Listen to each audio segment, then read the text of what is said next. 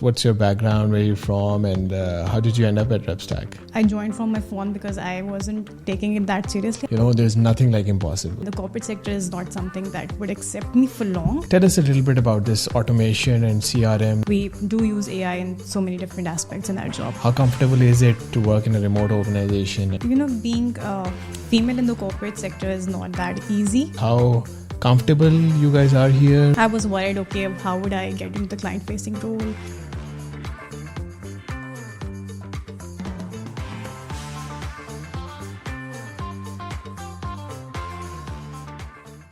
Hello everyone, welcome to another episode of Know Your VA, and today I have a very dynamic person who's been I don't know since when with RepStack, so it's been a while.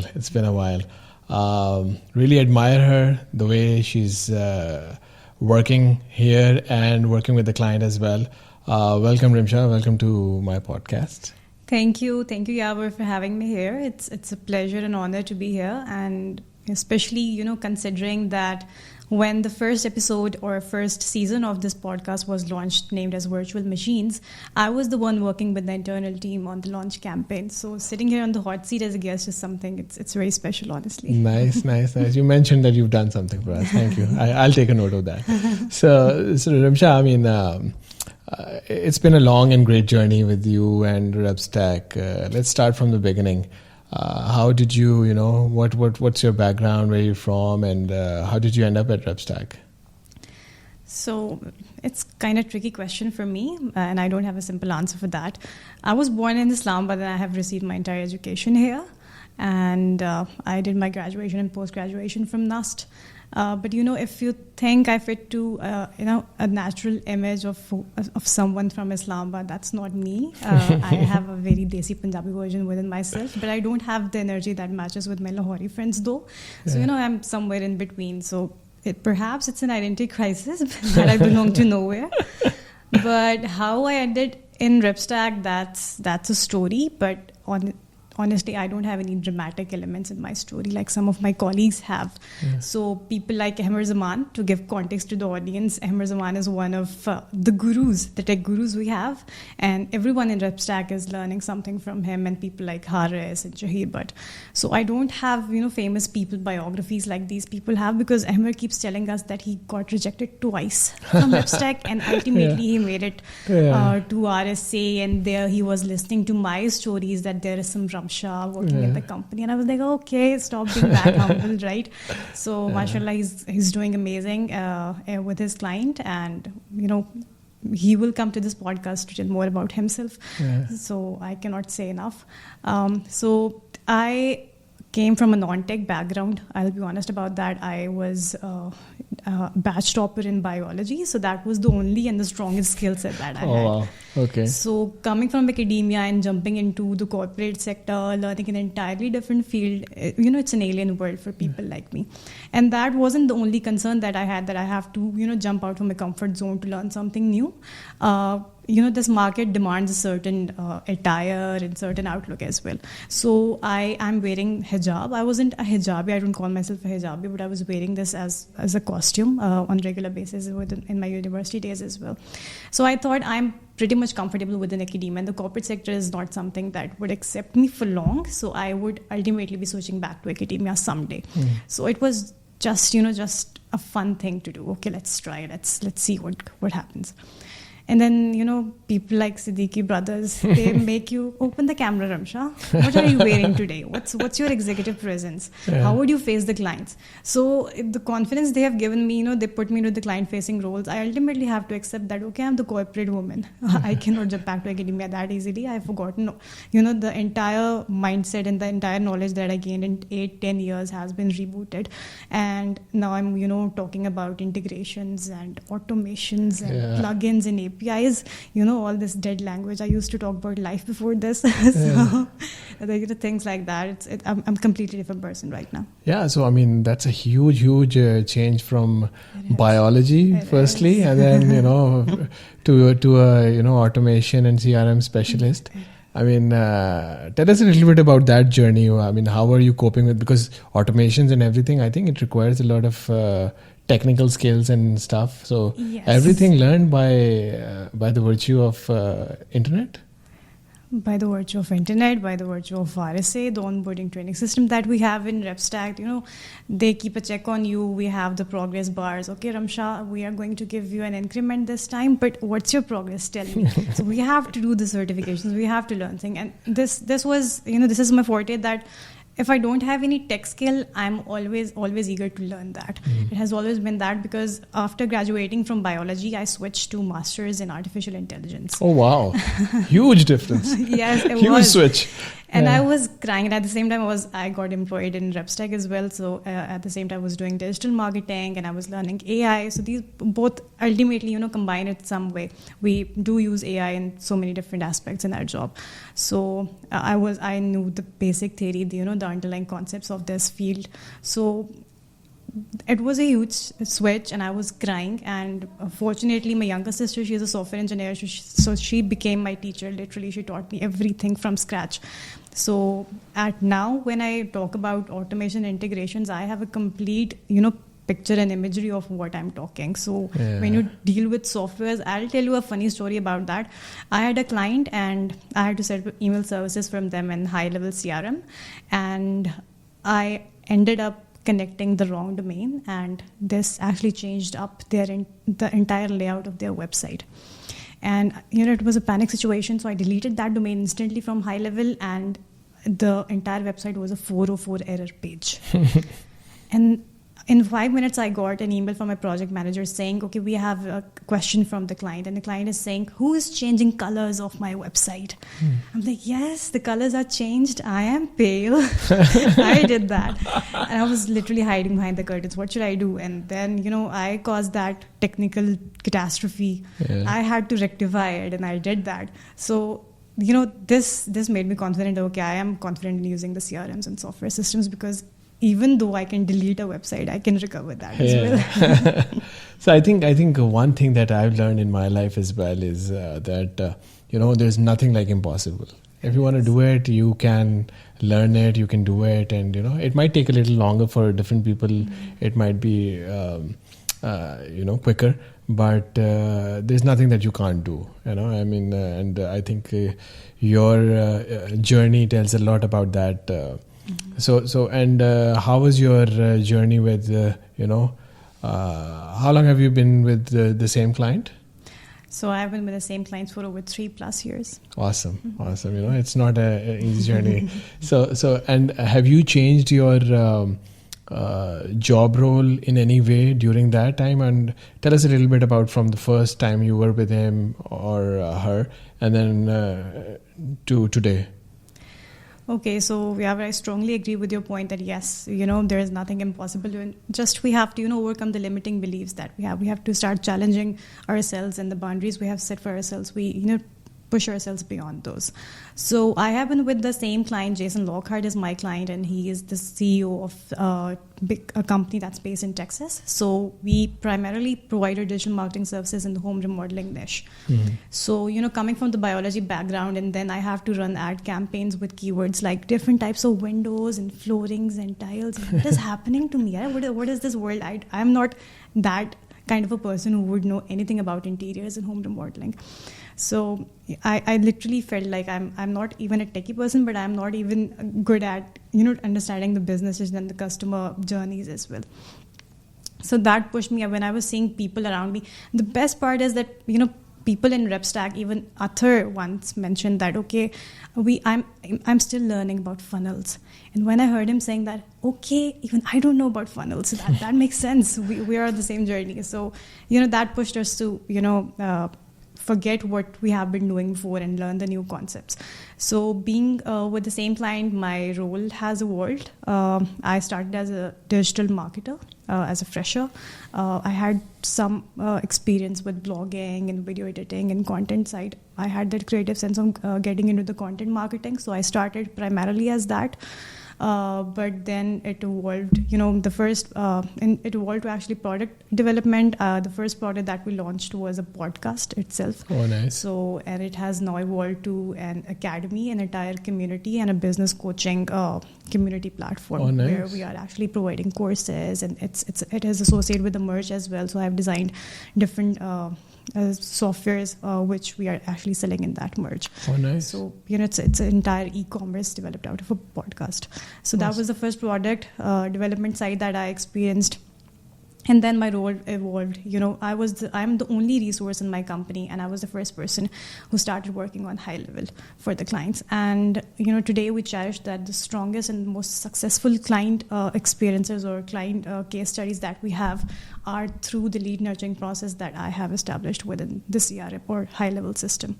Awesome. So this is how I've evolved with my nice. client. So a lot of people think that, all right, it's so boring, you just keep on doing the repetitive tasks every day, and then So this is the best part about RepStack. I mean, for the people who don't know it closely, or that it's just like any other multinational job. You can excel. I remember Asma just left 6 months ago. She was running the entire agency for Linaskin. So it's like, and Husnan is leading sales for Josh Nelson.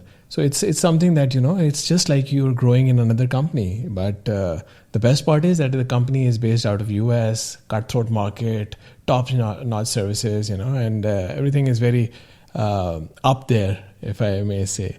So and that's great to hear. I mean, your journey, it's so impressive. Even I didn't know about that, how you've come along. Tell us a little bit about this automation and CRM, that GHL. Are you incorporating AI in some way, or just using GHL and you're just mastering that tool? So I would like to add to what you have said before, that the monotony is something that you would experience within this job. That was the impression that we get initially when we got onboarded. Okay, the client, we have some dedicated job descriptions and we have to follow that, but that's not the case. Even the client knows what's your potential, and they would start pitching more and more the work that you like to do. So Azhar once mentioned that I don't want to see you doing the monotonous jobs. I want to see you in the leading roles within your companies. Mm-hmm. And today we have my colleagues one is the CTO, the Chief Technology Officer with his clients, and Hemmer and Andrew, they sit in the same live webinar, give training sessions to their business owners. Yeah. So these kind of things, it has become a reality. And at that point when I joined, RepStack was it in its inaugural year, and it was my first corporate job. I think you were top 15 employees, yes, something like that. Yeah, that's true. So we have seen all that journey. Like we were the one complaining about this. Okay, we don't want to be called a VA. Please stop calling us that. And now we have people like directors and chiefs, and the entire dictionary and vocabulary of RepStack has changed, mashallah. So about the automations and integration aspect. High level is the primary CRM that I've started learning. It was, the first CRM that I've learned. But, our clients come up with different other CRM options, so I have to work on that as well. I worked on HubSpot and Sitely, and there are certain industry-specific CRMs out there like Builder Prime and Builder Trend, especially for remodelers. So I work on that as well. So within a CRM system, artificial intelligence is one of the most powerful tools. We do integrate that, and the integrations occurs through different APIs and third-party plugins. That's a must, because when you're using a software, you cannot use it as a novice user. You have to be an expert of that. So being an expert of that is you are cutting down time for your manual tasks as well as for the business owners that are ultimately going to use it. So when I talk that I am working on a software, it means that when I have onboarded a business on that software, I'm going to make sure they are all designers though, and they are creative people. So they have to get trained on the software. So the learning curve have to be comparatively smoother. And that I make sure by using integrations of the AI. Okay, most of the tasks are already done for you. You don't have to reply to your review responses. Let AI do that for you. So things like that, and it actually boosts the retention exponentially. You could hardly imagine what's happening in their heads. You know, they are extremely impressive, and they're going to be extremely loyal customers ultimately. Awesome. And then you're talking about different tools. How do you see GHL, as we are now certified partners for GHL? And I think you've also attempted the GHL certification as well. So how do you compare GHL with other tools, these automation and CRM tools? Okay, so yes, because I have worked on different CRMs, the comparison is pretty obvious. I would like to mention a case study here. One of our clients, he was using Builder Trend before. I'm sorry I'm naming it, but he was using the other CRM, and he had all his integrations, entire lead management system established there. But then I introduced him to GHL. We were offering him different digital marketing services for lead generation, and I introduced that I'm going to manage all the lead flow and the lead flux within this CRM system. And would you be happy to learn about it? And we hardly had 1 or 2 training sessions, and all the feedback that I got in that entire session was wonderful. And unfortunately, we had to offboard that client, but that client kept using Builder Trend and purchased GHL for himself. Oh, nice. And I was the one who actually imported the entire snapshot that I had created in my GHL to his GHL, and I was working him establish for his own. So awesome. This is happening. Awesome. And yeah, I think GHL has come a long way as well, from the start, and it's just a 5-year-old company, I think 6-year-old company now. But great results. And we're going to the GHL summit that's happening this next week actually. And we're going to be there. So let's see. Apart from that, your personal life, how are you coping with that? It's not easy. 9 hours working at nights, and how's that been going? Let's get into that a little bit. Okay, so let's be realistic about that. We were not nocturnals before this. We had morning routines because I was a student, so I had to wake up in the morning. But the first year was extremely difficult because it was when I got onboarded. We started the winter season started, and the nights get longer, and they get a little tired as well. So I was feeling that I need to I cannot be cozy. I need to stay active, alert, and attend meetings, and have one-on-one session with my client. That's crazy. How would I cope with that? But again, the Siddiqui brothers, they won't leave you alone anywhere. So we had I remember we had yoga sessions started, and only 5 people were attending that because we were sleepless. We cannot come up at 4 for the yoga. So and then you realize that people are not attending the sessions. So you people started posting your personal journeys over there, and now everybody is I've seen boys talking about we have started doing gym and inspired by our. So you actually trained us to have a work-life balance. Initially, I don't have any because it was my first corporate job. I was too much dedicated and too much invested in my work that I have to meet the deadlines and all. So my personal life was compromised in the initial inaugural year. But after 3 years, when I say I'm traveling, I'm taking my laptop everywhere. I attend social gatherings. I meet my friends. We have get-togethers. Things like that have started happening. I complete my 8 hours sleep. I'm well fed. So So I think working out, it's not an option anymore. Everyone has to, because with the kind of lifestyle we have today, we have to do it. So that's what I think I'm a firm believer in, and we're 4 brothers. All of us really work out, and to an extent that our father gets really pissed at us sometimes. He's like, what is this? Always going to the gym, or then he hates our coffee shops as well. So, but still, you mentioned traveling, and so what have been the latest travels? And so it's not about traveling, though I was the only one traveling for Hajj this year. But Repstack made sure we celebrated together as a family. So I was doing my Hajj there. I was about to do the Hajj, 5 days from that. And I got an email from the HR, we are giving you 10 additional paid leaves. It's a new Hajj policy from Repstack.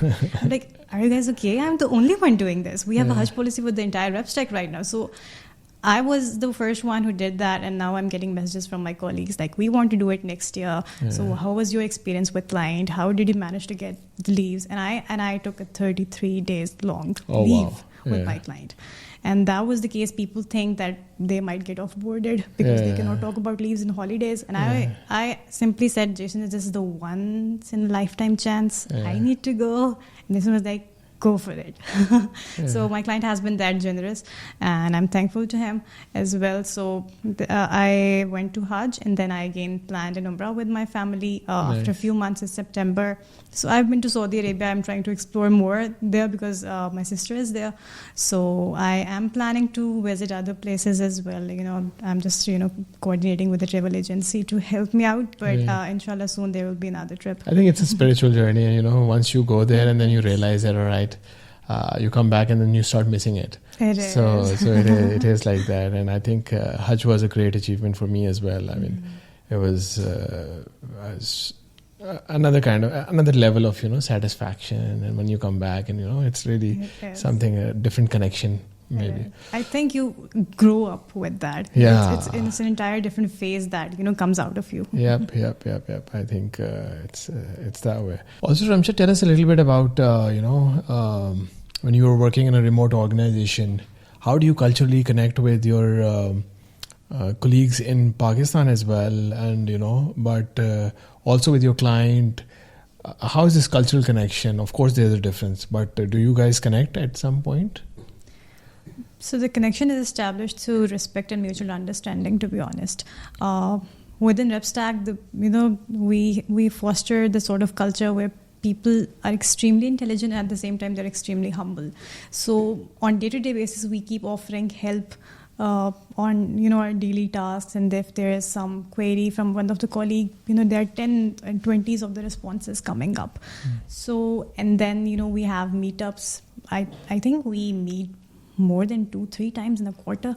So, RepStack make sure that we have safe and secure environments where all the colleagues, including male and female fraternity, can come and join and, collaborate and talk and know about each other.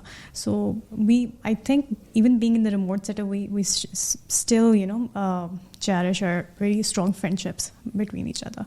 And on the client side, I think I had to learn their culture and they had to learn mine, because we were empathetic enough to give the space. Because when I said that I'm going to Hajj and I explained this to my client, and he never ever said for once that, okay, what is this, and I don't understand, and why it takes too long to complete one obligatory mission for you. So he never said that. And recently one of our project managers passed away, and we had a meeting scheduled with her, and she didn't come, and we were just waiting, where has she gone? And there was no contact with her left, because she was also working remotely. So that was a lag that we felt that we couldn't, reach out to her in the time when she might have needed us.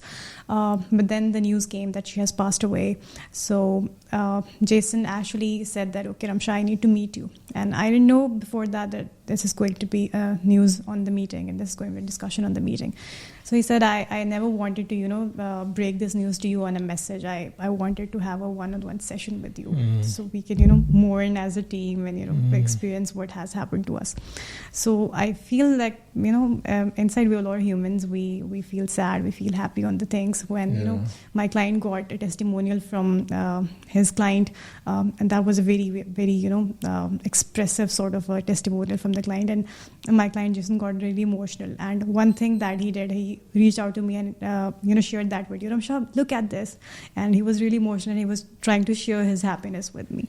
So we shared the happy and sad moments together. We share successes and failures together like humans. And I think I completely have forgotten that belong to a different culture or a different nation entirely. Awesome. And we're a female-dominated organization. We're 60% female, and so it's. Do you think that maybe let the audience know that how?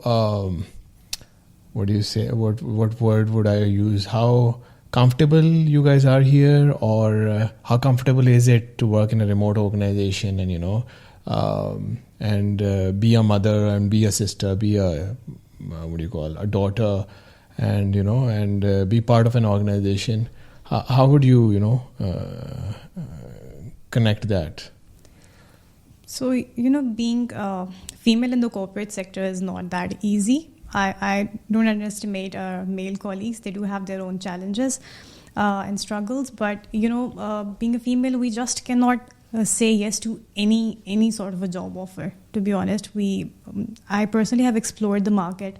And before joining RepStack, I got interviewed with many of the companies, and all I could observe that those people were not invested in my horizontal or vertical growth within their organizations.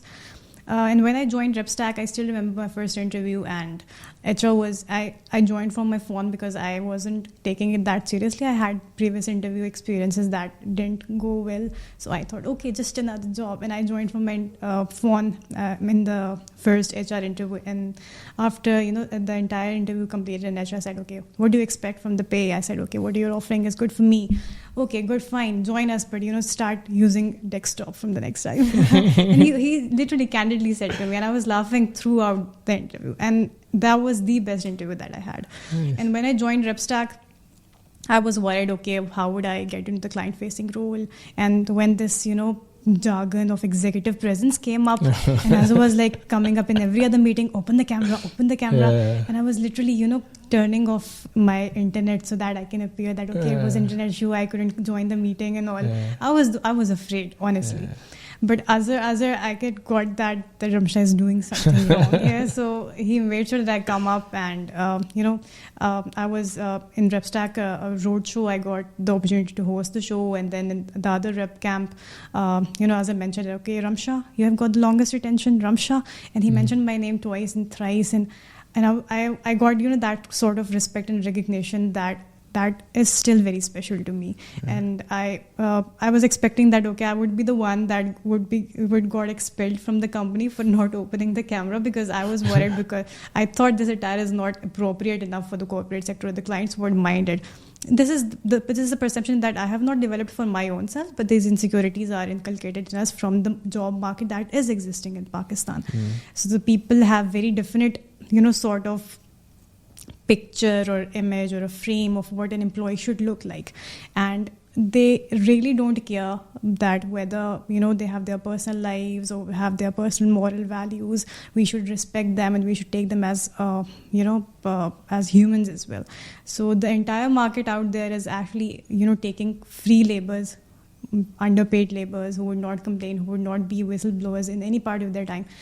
In RepStack, I am the one who makes most of the anonymous submissions on the HR portal. And the HR knows that it's me. HR knows that it's me. I got personalized email, Rumsha, the rumors are this is you.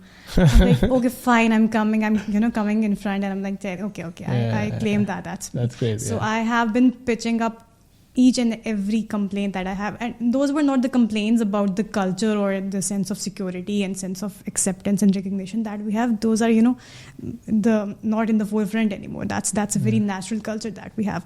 I was complaining about we need to get definitive, designations for ourselves. I don't want to be called a VA anymore. Yeah. And they said, okay, get it. And then I said that, okay, we should get parental insurance. Why only spouses? And then, okay, get it. So these were the anonymous submissions that I was making on the HR portal from all these years. And all these, 3 actually. The other one was that I actually discussed that with Azhar in a one-on-one Karma Connect, and I said, okay, you should do something so we can enjoy traveling and the digital nomad side of the thing, because we are working remotely. I said, okay, Rumsha, that was just a feedback from him, and I'm like, nobody's taking me seriously. And I guess just in 6-7 months after that meeting, I'm hearing, okay, you are now a US-based employee. Yeah. Go travel the world, enjoy your life. I'm like, okay, it's happening, it's real. I'm glad. So I don't have words to express how, it's everyone's learning as well. And then, if you have an idea, and I'm glad that, those ideas are being implemented. So next time, just come up front and say, all right, whatever Rumsha is saying, that's happening in the next 6-7 months. So it's great. It's great that things like those are happening. And it took a lot of work. But then, of course, when a company grows, then you can, you need to see how much you can go further with stuff. You need to see the business case, you need to see everything. But I'm glad, the parents part is so important to us. We've just sent out letters to everybody as well. I don't know if you've received it yet or not. Your parents would be so happy to read that. And it's something that, I remember from my job days, that we used to cherish it a lot, that my parents were covered in insurance. And they were like, when I was leaving the job, it was a huge sum of salary, but they didn't care about that. They were like, oh, what about the insurance? What will happen to that? I was like, of course it goes with my job as well. But yeah, I mean, we're really close to our parents. Everyone is. So my father is from the medical profession, so he knows all the dynamics of the insurance as well. So he was very happy. And the statement that you have sent us in the letters, that your daughter works in the night shifts, this is a token of appreciation for you. And the parents really got emotional at that. That was an emotional statement. Repstack makes sure, the messages, emails, they are designed and drafted so well. We have got the best copywriters, honestly. The emotional element of those messages, how they connect with each and every employee and their families as well. Athar talking that, okay, when your kids speak into your meetings, don't push them away, bring them, put them on your lap, and introduce them to the clients, things like that. So we have happy mothers, happy fathers, happy daughters and sons working in Repstack. It is more than a company, honestly. I think we've grown a lot with in our culture, that we really try to, because it's difficult in remote environment, but we worked really hard. I'll be honest about it, that we worked really hard on that. Rumsha, it's a pleasure talking to you, and I think this was one of the best podcasts we've had. And you were one of the reasons being that I was not allowed to speak. But she's one of the most senior people that we have at Repstack, and we take a lot of pride in that. That's why when she wasn't at the rep camp, everybody was asking. At least all three of us brothers did ask. So it's always a pleasure talking to you, and thank you so much for coming. This is a small token of gesture that we of appreciation that we give to everyone who comes to my podcast, and I hope you enjoyed that as well. And to the years that are coming ahead of us, we would like you to be part of Repstack forever and ever. And let's see where it takes us. Thank you so much for coming again. Thank you, Yavar. Thank you for inviting me, and thank you for this token of appreciation. Again, it's coming from the fitness freaks. So we get these sort of things, and I really, really like to have it. And yes, being the oldest and seeing, growing with Repstack, it feels like Repstack and me are siblings. We grow together, and the things I'm thinking, the ideas that are going on in my head are being implemented by Azhar, Yavar, Athar, the Siddiqui brothers. So we actually sort of coordinate in their thinking. That's, these kind of interactions I really appreciate. Great minds think alike.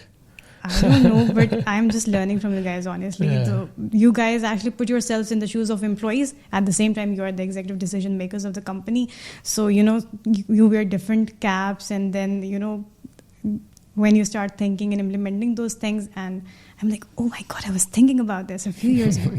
So things like that, it keeps happening. And so Repstack is evolving, and it is listening to employees. That's the first and the foremost thing. That's not very common with the market that we have.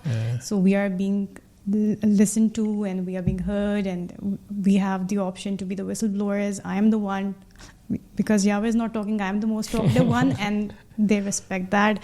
They give me the mic and go, Rumsha, go with whatever you have to say. So the confidence that I have today is not something that I was born with. It's gifted from Repstack to me, and I would ever be grateful for that. Thank you. Thank you again.